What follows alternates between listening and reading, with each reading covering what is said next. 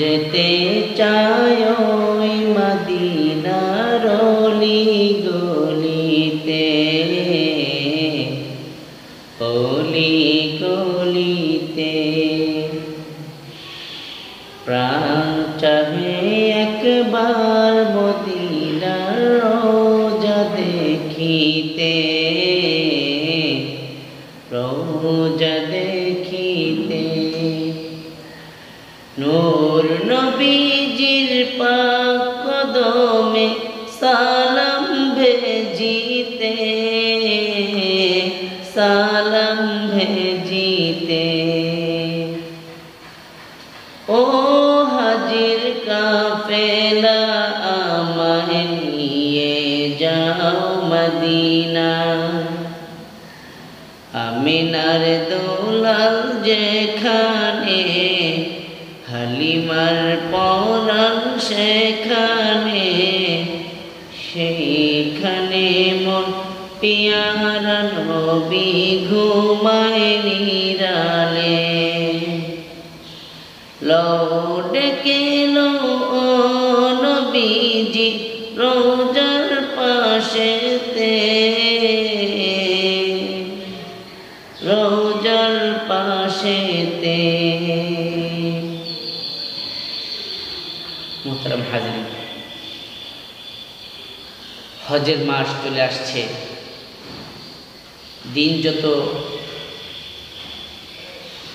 ঘনিয়ে আসছে, পৃথিবীর আনাজ কানাজ থেকে আল্লাহর পাগলপাড়া পেয়ারা বান্দারা বাইতুল্লাহ শরীফ জিয়ারতের জন্য পাগলপাড়া হয়ে উঠছে। পৃথিবীর আনাজ কানাজ থেকে কাবার চত্বরে আল্লাহর আশিকদের মিলন মেলায় পরিণত হচ্ছে। একথায় আল্লাহ রাব্বুল আলামিন হযরত ইব্রাহিম আলাইহিস সালামকে বলেছিলেন, ওয়াআদ্দিউ ফিন-নাসি বিল-হাজ্জি ইয়াতুকা রিজালান ওয়া আলা কুল্লি দামিরিন ইয়াতিনা মিন কুল্লি ফাজ্জিন আমিক। ও ইব্রাহিম, তুমি হজের জন্য মানুষদেরকে ডাক দাও। মানুষেরা পৃথিবীর আনাচে কানাচ থেকে উঠে পিঠে করে সাওয়ারের উপর করে পায়ে হেঁটে দেখবা আমার ঘর তাওয়াফ করার জন্য মানুষেরা ছুটে আসছে। আজকে এই কথা 100% সফলতা পরিলক্ষিত হচ্ছে। আল্লাহ রাব্বুল আলামিন যে বলেছিলেন পৃথিবীর আনাচে কানাচ থেকে, পৃথিবীর এক প্রান্ত থেকে অপর প্রান্ত পর্যন্ত হজের মৌসুমে মানুষগুলা কাবার প্রান্তরে ছুটে আসে। কাবার প্রান্তরে মানুষের খাওয়া ঠিক নাই, ঘুম ঠিক নাই, গোসল ঠিক নাই, পোশাক আশাকের ঠিক নাই। পাগলের মতো উস্কো খুস্কো চুল, একবার সাফা দৌড়াচ্ছে, একবার মারওয়া দৌড়াচ্ছে, আর মুখে কারো কথা নাই, বাবার কথা নাই, ছেলের কথা নাই, স্ত্রীর কথা নাই, ধন সম্পদের কথা নাই। সকলের মুখে একটি কথা, লাব্বাইক লাব্বাইক আল্লাহুম্মা লাব্বাইক। হে আল্লাহ, হাজির হে বান্দা, হে হাজির, তোমার দরবারে তোমার বান্দা উপস্থিত হয়ে গেছে। মুহতারাম হাজিরিন, হজের একদিকে যেমন রয়েছে গুরুত্ব, ঠিক তেমনি হজ কেউ যদি সামর্থ্যবান হওয়ার পরে আদায় না করে, তেমনি রয়েছে সতর্কবাণী, ভয়াবহ শাস্তির কথা। একদিকে হজের ফজিলত বর্ণনা করতে গিয়ে বিশ্বনবী সাল্লাল্লাহু আলাইহি ওয়াসাল্লাম বলেন, মান হাজ্জা লিল্লাহি ফালাম ইয়ারফুস ওয়া লাম ইয়াফসুক রাজাআ কায়াউমিন ওয়ালাদাতহু উম্মুহু। যেই ব্যক্তি আল্লাহ তাআলার সন্তুষ্টির উদ্দেশ্যে হজ করে এবং তার হজের মধ্যে দুইটি কোয়ালিটি থাকে, সে যদি কোনো গুনাহের কাজ না করে, পাপ কাজ না করে এবং মানুষের সাথে ভালো খারাপ ব্যবহার না করে,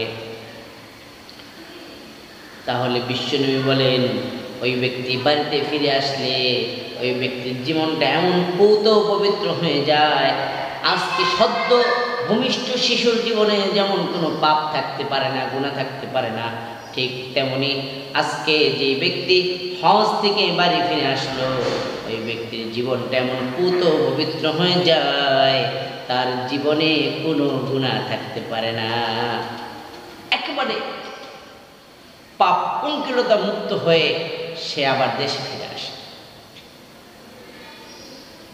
শুধু তাই নয়,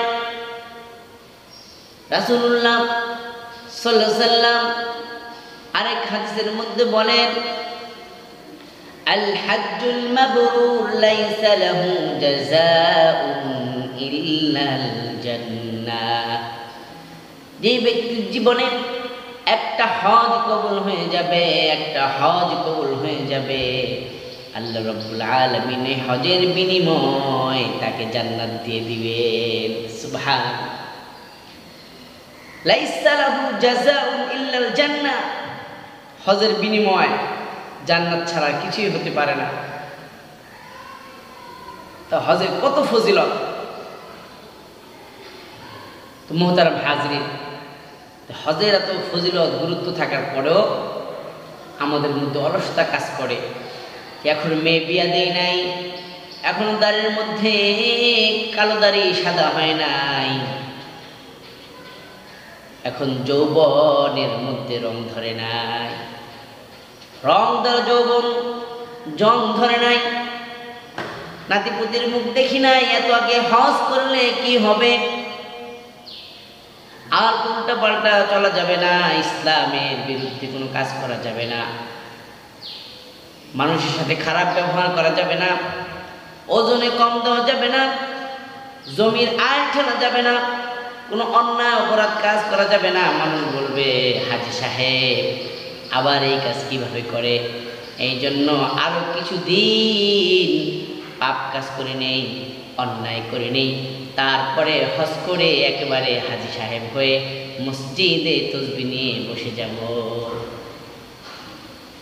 এই যে একটা ধোঁকা আমাদেরকে শয়তানে দিল যে আর কিছুদিন পরে হজ করব, কেননা এত আগে হজ করলে তো ভালো মানুষ হয়ে যেতে হবে, আমি আর কিছুদিন পরে হজ করব, কিন্তু আর কিছুদিন যে আমি দুনিয়ায় বেঁচে থাকব এই গ্যারান্টি আমাকে কে দিল ভাই? এই গ্যারান্টি কে দিল?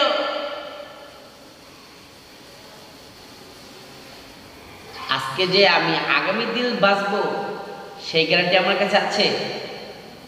তাহলে আপনি আরো কয়েক বছর পরে হজ করবেন, সেটা তো অনেক দূরের কথা। এই সকল ধোঁকার মধ্যে মানুষ পড়বে। বিশ্বনবী সাল্লাল্লাহু আলাইহি ওয়াসাল্লাম এই জন্য আমাদেরকে অগ্রিম মেসেজ দিয়েছেন, তাআজ্জালু ইলাল হাজ্জি ফাইন্না আহাদুকুম লা ইয়াদরি মা ইয়ারিদু লাহু।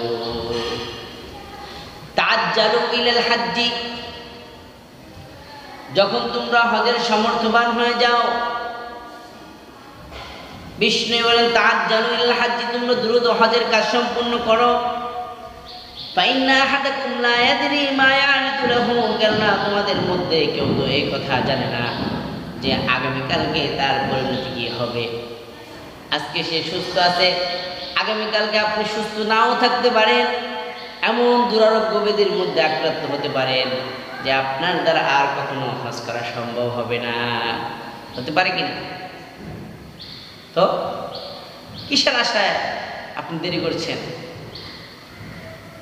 আপনি যখন একটা ব্যাধির মধ্যে আক্রান্ত হয়ে যাবেন, আপনার শরীর যখন অসুস্থ থাকবে, আপনি তখন সুন্দর করে হজের কাজগুলো আঞ্জাম দিতে পারবেন না। কেননা হজের কাজ এত সহজ না, হজের কাজ এত সহজ না। বিষ্ণু বলেন আল হাজ্জু আল আজ্জু, হজ বড়ই কঠিন। হজ কি? বড়ই কঠিন। এই জন্য বৃদ্ধ বয়সে হজের কাজ সুন্দর করে আঞ্জাম দেওয়া যায় না। হজ করতে হয় শরীরে শক্তি সামর্থ্য থাকার সময়, যখন বয়স একটু ভারী হয়ে যায় তখন হজের কাজগুলো সুন্দরভাবে করা যায় না। কিন্তু আমাদের দেশের লোকেরা হজ করতে যায় হলো এমন বয়সে, যেই বয়সে তার ওযু আছে না নাই সেটা পায় না। মুআজ্জাজ হাজিরিন, অনেকে আবার ধারণা করে এত কষ্ট করে টাকা পয়সা গুছিয়েছি, এখন যদি আমি হজ করি তাহলে আমি ধনী ছিলাম, আস্তে আস্তে তো গরিব হয়ে যাব।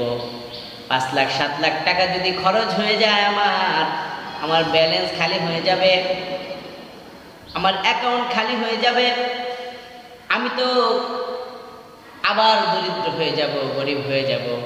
বিশ্বনবী সাল্লাল্লাহু আলাইহি ওয়াসাল্লাম উম্মতের এই ধারণা দূর করার জন্য ঘোষণা করেন, তাবিউ বাইনাল হজ্জ ওয়াল উমরা, তোমরা তোমাদের জীবনে একবার হজ করা ফরজ, কিন্তু তোমরা চাইলে বারবার তোমরা হজ এবং উমরা পালন করতে থাকো। কেন? ফাইন্নাহুমা ইয়ানফিয়ানিল ফাকর ওয়াজ যুনুব, কেননা হজ মানুষের জীবন থেকে, হজ হাজী সাহেবের জীবন থেকে দারিদ্রতা এবং পাপ রাশিকে চিরতরে মোচন করে দেয়।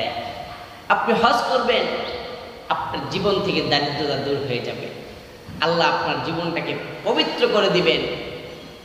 তাহলে আমাদের যে সন্দেহ ছিল যে হজ করলে তো আমি দরিদ্র হয়ে যাব, এই বিষয়ে বিশ্বনীয় আমাদেরকে আগাম মেসেজ দিয়ে দিলেন, না না, ফাইন্নাহুমা ইয়ানফিয়ানিল ফাকর ওয়াজ যুনুব, হজ মানুষের জীবন থেকে দারিদ্রতা বিমোচন করে দেয় এবং তাকে পাপ পঙ্কিলতা থেকে মুক্ত করে দেয়। হজের এই এত গুরুত্ব এবং ফজিলত জানার পরও আমরা যারা হজ করি না, দুনিয়ার মহাব্বতে, দুনিয়ার মায়ায়, আমি হজ করলে আমার টাকা ফুরিয়ে যাবে, আমি ধনী থেকে গরিব হয়ে যাব, এই চিন্তায় যারা হজ বাদ দিয়ে শুধু ব্যালেন্স করছেন, অ্যাকাউন্টে টাকা জমাচ্ছেন, বিশ্বনবী সাল্লাল্লাহু আলাইহি ওয়াসাল্লাম তাদের সম্পর্কে কঠিন ভবিষ্যৎবাণী করেছেন। বিশ্বনবী বলেন, মান মালাকা জাদান ওয়া রাহিলাতান তুবাল্লিগুহু ইলা বাইতিল্লাহ, যেই ব্যক্তির কাছে এই পরিমাণ সম্পদ আছে যার মাধ্যমে সে হজ্জে বাইতুল্লাহ আদায় করতে পারে, এরপরেও ফালাম ইয়াহুজ্জা, সে হজ আদায় করল না, বিশ্বনবী বলেন, ফালা আলাইহি আইয়ামুতা ইয়াহুদিয়ান আও নাসরানিয়া, নাউযুবিল্লাহ।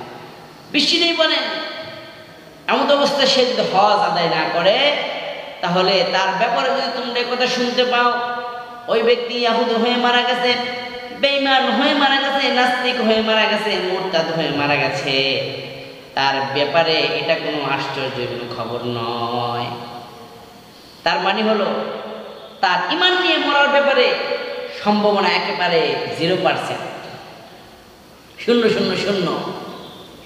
ঈমান নিয়ে মৃত্যুবরণ করার সম্ভাবনা একেবারে কম, তার বেদিন হয়ে মরার সম্ভাবনাটাই বেশি। সাধারণ কোনো মানুষ বলে নাই।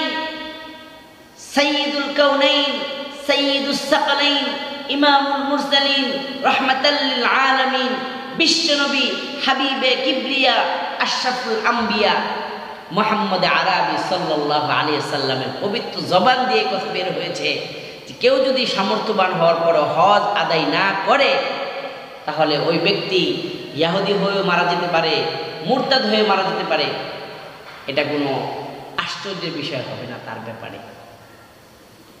তাহলে এখন আপনি চিন্তা করেন, যে আমার জীবনের অর্জিত সম্পদ এটা যদি আমাকে বেঈমান করে দেয়, এই সম্পদ দিয়ে আমি কি করব? এই সম্পদ আমার কোন কাজে আসলো? এই জন্য এক কবি বলেছেন, ওরে মানুষ হইছ বেহুল দুনিয়ার পিছে, কি জবাব দিবি রে তুই আল্লাহর কাছে? হালাল হারাম না মানিয়া কত টাকা করছো কাম, এত টাকা রাখবা কোথায়? কাপড়ের তো পকেট নাই। মরণকালে টাকা কি কারো সঙ্গেতে গেছে? কি জবাব দিবি রে তুই আল্লাহর কাছে? ওরে মানুষ হইছ বেহুশ দুনিয়ার পিছে, এই জবাব দিবি রে তুই আল্লাহর কাছে। আল্লাহর কাছে জবাব দেওয়ার মতো কিছু আছে? আমাদেরকে ধন সম্পদ দান করেছেন কে? আল্লাহ। আল্লাহ তাআলা যেখানেই ধন সম্পদ খরচ করার কথা বলেছেন সেখানে আল্লাহ তাআলা আমাদেরকে স্মরণ করে দিয়েছেন, ওয়া মিম্মা রাযাকনাহুম ইউনফিকুন। আল্লাহ তোমাকে যে ধন সম্পদ দান করেছে এখান থেকে তুমি খরচ করো। তার মানে ধন সম্পদ খরচ করার ক্ষেত্রে আপনি যেন এই ধারণা না করেন যে এটা আমি কষ্ট করে অর্জন করেছি। আপনি কষ্ট করেছেন, কিন্তু আপনি কষ্ট করে অর্জন করতে পারেন নাই। আল্লাহ তাআলা আপনাকে দিয়েছেন বিদায় আপনি পেয়েছেন। কারণ অনেকেই দুনিয়াতে অনেকেই কষ্ট করে, কিন্তু সবাই ধন সম্পদ অর্জন করতে পারে না। তাহলে বোঝা গেল শুধু কষ্ট করলে ধন সম্পদ অর্জন করা যায় না, আল্লাহর পক্ষ থেকে এটা মঞ্জুর হতে হয়।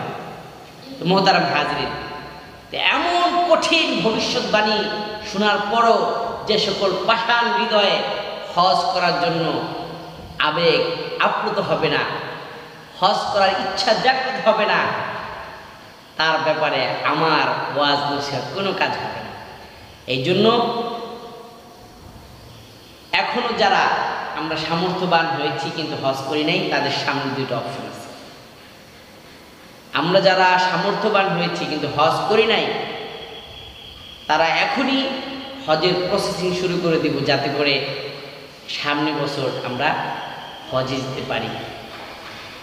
আর যাদের উপর হজ ফরজ হয়েছে পূর্বে, এখন টাকা নাই বা টাকা আছে কিন্তু গায়ে শক্তি নাই, তারা আমরা আজকেই বাড়িতে গিয়ে আমার ওয়ারিস যারা আছে তাদেরকে ওসিয়ত করে যাব, যাতে করে তারা আমার পক্ষ থেকে বদলে হজ আদায় করে দেয়।